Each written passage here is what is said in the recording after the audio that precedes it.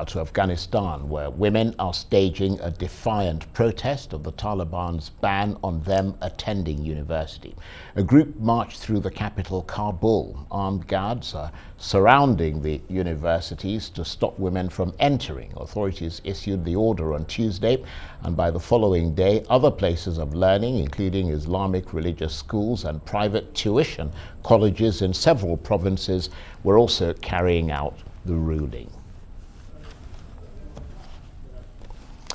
Well, for more on this, I'm joined by Arise International correspondent Faith Orr, who delightedly is in the studio. Good to see you again. Further protests in Afghanistan against the curtailing once again of the freedoms for women. Tell us more. We have seen more protests taking place today, not just in the capital, but in provinces throughout the country. Now, we know that at least 5 women have been arrested, and we're hearing from many of them that there have been beatings as well taking place by the police.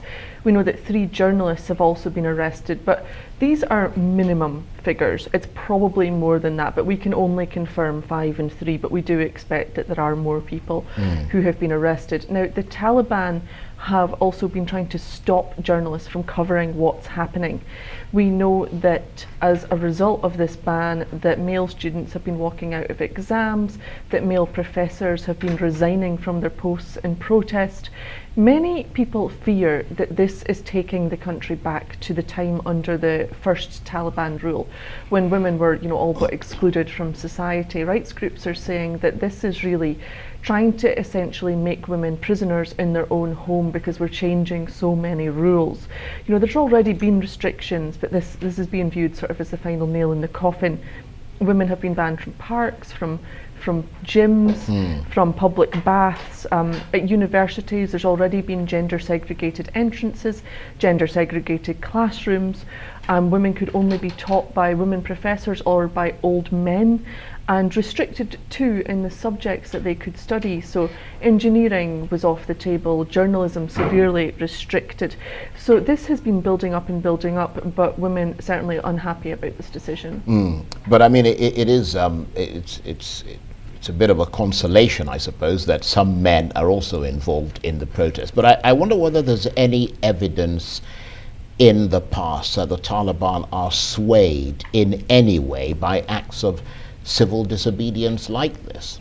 Not particularly. We saw huge protests when the Taliban took power last year, and all they did was crack down. In fact, it seems that when there's a protest, the Taliban react by going even stronger in the direction they were going anyway. We've seen people jailed. They actually banned protests that don't have pre-authorization. Now, of course, the Taliban isn't going to authorize women to protest. The original protests last year were majorly led by women, but it has become increasingly dangerous for women to protest in Afghanistan. They face jail, they face violence, even some social stigma. And we know, for instance, that today's protests were infiltrated by female members of the Taliban's police force. And the women were saying that is why so many of them were stopped. So the indications are that although these protests are widespread throughout the country, they're smaller pockets. That doesn't mean there isn't huge strength of feeling, just that women are increasingly afraid. And you mentioned earlier that they're banned from traveling on their own, from education, even from going to the park. I mean, it does seem from this and other moves by the Taliban that the hardliners are really consolidating their grip on power in Afghanistan. I mean, I wonder what other freedoms are left to take away from women. You mentioned there, and I think it's interesting that the hardliners are consolidating power, because there is this internal battle, I think, in the Taliban's ranks between the hardliners and the more moderate members.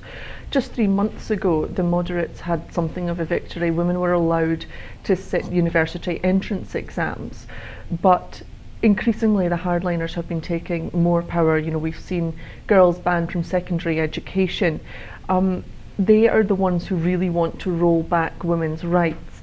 That includes the Taliban leader and his inner circle, who are against modern education, particularly for women and girls. But there is this split in the ranks. I mean, we know Suhail Shaheen, who is the Taliban spokesman. He's based in Doha. Now, he has previously confirmed that his daughters go to school there in Doha, in Qatar. So there is this split, but the more moderate members of the Taliban haven't spoken out about the latest decision, which isn't a good sign. It does appear that the hardliners are taking more control, and potentially, you know, the rights groups' fears that women become prisoners in their own home is going to come to fruition. It's very worrying. Somebody said that what's left for women is that probably one day somebody's going to say, don't eat in Afghanistan. But what sort of international reaction has there been to this latest snatching away of women's rights in Afghanistan? Lots of condemnation, as you would expect, from around the world. You know, we heard from Antony Blinken, US Secretary of State, and he's saying that there will be consequences for the Taliban for Afghanistan, and not just, you know, political consequences, financial consequences, but the fact that they are holding back half of their population. He says, you know, no country can possibly thrive if you are restricting education for half your population. Absolutely. That's just, you know, leading to a disastrous future. We've also seen the UN say that it's a new low, it's erasing women. Germany, other European countries condemning the move. But importantly, I think we've also heard from Islamic countries, Pakistan, Qatar, who have both condemned it. They've said it's very disappointing, you know, it's not the way forward. They want women to have an education. The Taliban are also seeking international recognition. This is not the way they get that. This is almost certainly going to harm donor funding, harm access to aid, which is something that they desperately need because Afghanistan is in a humanitarian crisis. Absolutely. Faith, thank you very much indeed. Faith Orr is a RISE international correspondent.